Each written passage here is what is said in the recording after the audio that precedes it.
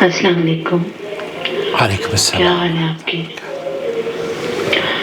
میں نے آپ سے کہا تھا نا کہ چھوٹے چھوٹے سوال ہیں میرے 2-3، تو آپ پھر اس کے مجھے جواب بتا دیں اگر آپ کے علم میں ہے. نمبر 1. یہ آپ کو کہنے کی کیا ضرورت ہے کہ آپ کے علم میں ہے؟ دیکھیے، اس چینل کا فارمیٹ یہ ہے، نحمدہ و نصلی علی رسولہ الکریم، اما بعد. جب آپ آڈیو یا اپنا سوال بھیجتے ہیں وائس میسیج کی شکل میں، ہم سعودی عرب کے علماء اور مشائخ سے پوچھ کر آپ کو جواب دے دیتے ہیں.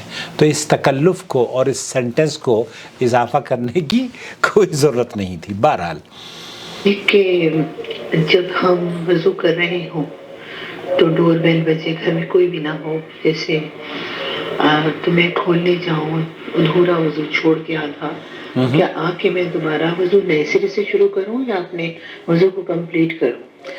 اوکے، وضو السلام کو علیکم. کمپلیٹ کرنا چاہیے یا اسے دوبارہ سے اعادہ کرنا چاہیے؟ الحمدللہ والصلاۃ والسلام علی رسول اللہ، اما بعد. آپ دیکھ رہے ہیں نور ٹی وی جدہ اور میں ہوں آپ کا دوست، آپ کا ہوسٹ محمد عاقل. بہن راول پنڈی سے عامرہ صاحبہ یہ جاننا چاہ رہی ہیں کہ اگر دروازے پر بیل بجی اور میں وضو کر رہی ہوں، ایسی صورت میں مجھے کیا کرنا چاہیے؟ اعادہ وضو کا کروں گی یا کیا ہونا چاہیے؟ میں آپ کو لے کر چلتا ہوں سماحت الشیخ صالح الفوزان کی محفل میں.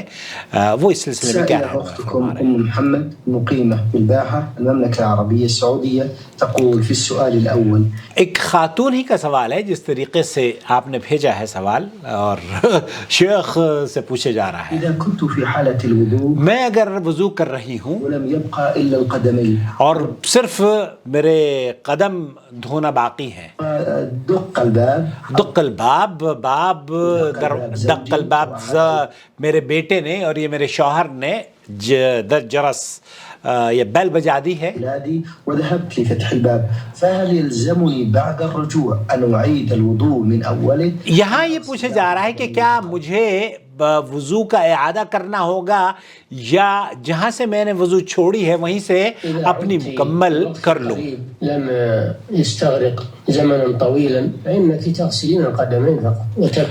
یہاں شیخ صالح الفوزان حفظہ اللہ سعودی عرب کے کبار علماء میں شیخ حفظہ اللہ کا شمار ہوتا ہے اور عالم اسلام میں ایک سند کی حیثیت سے جانے جاتے ہیں. شیخ صالح الفوزان سلفی عالم ہیں اور اللہ ان کی عمر دراز فرمائے، ان کے علم سے ہمیں فیضیاب رکھے.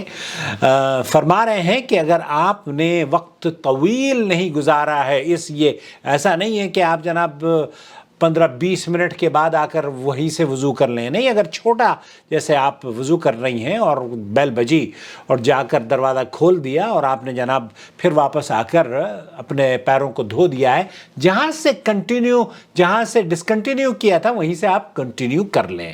یہ شیخ فرما رہے ہیں تبنين على ما غسلت من یہاں أول الوضوء. جہاں سے آپ نے ڈسکنٹینیو کیا تھا وہیں سے شروع کر لیں. عدم فوات الموالاة. یہاں وہ جو کنٹینیویشن ہے اور اس کا جو ربط ہے وضو کرنے کا، اس میں کنٹینیویشن اگر زیادہ دیر نہیں ہوئی ہے تب تو بہت اچھی بات ہے، آپ وہیں سے کنٹینیو کر سکتی ہیں. إذا طال الزمن ولم تعود وَإِذَا طَالَ الزَّمَنُ، فإنه لا بد من إعادة الوضوء من أوله لفوات الموالاة. یہاں ڈسکنٹینیویشن چونکہ لمبا ہو گیا ہے پیریڈ اور آپ جا کر اگر کسی کام کاج میں مصروف ہو گئی ہیں تو پھر آپ کو اس کو نئے سرے سے وضو کرنی چاہیے. كما يقول العلماء العلماء کا جو صحیح موقف ہے لا يؤخر غسل عضو حتى يجف الذي قبله أو حتى ينشف. بہتر یہ ہے کہ اہل علم کا موقف یہ ہے کہ اگر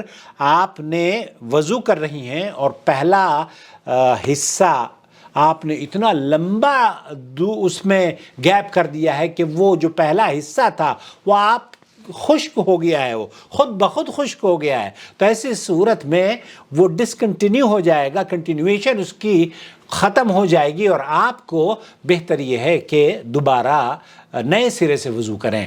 معتدل. فإذا عدت في وقت قريب بحيث أن العضو المغسول لم يجف فأنت تواصلين الوضوء.